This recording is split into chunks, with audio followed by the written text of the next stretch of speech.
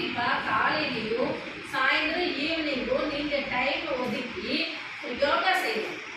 நீங்கள் யோகா செய்யறதுனால நம்மளுடைய உடலும் சரி நம்மளுடைய மனசும் சரி எப்படி இருக்கும், ஆரோக்கியமாக இருக்கும்.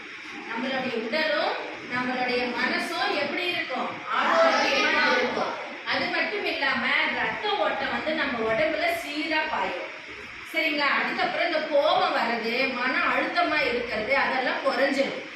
அது மட்டும் இல்லாமல் நம்ம அடிக்கடி யோகா செய்யறதுனால நம்ம ஒரு சிலர் ஒபிசிட்டியாக குண்டா இருப்பாங்க இல்லையா, அதெல்லாம் தவிர்த்து நம்ம உடம்பு எப்பவுமே வந்து ஒரே மாதிரி எவ்வளோ வெயிட் இருக்கிறோமோ அந்த வெயிட்லேயே இருக்கும். சரிங்களா? அதே மாதிரி பல யோகாசனம் செய்யறதுனால மூச்சு பயிற்சி செய்யறதுனால நம்ம எப்பவுமே ஆரோக்கியமாக இருக்கலாம். அது புரியுதுங்களா? அப்புறம் நம்மளுடைய மன அலைகள் நம்ம கிளாஸ்ல பாடம் நடத்திட்டு இருக்கும்போது நம்மளோட ஞாபகம் வேற இடத்துக்குலாம் போகுது, ஆமாவா இல்லையா?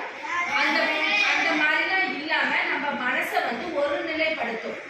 சரிங்களா? அதனால இந்த ஒரு சிறந்த ஆற்றல் எதுல இருக்குன்னு சொன்னா நம்ம யோகாசனம் செய்யறதுல தான் இருக்கு.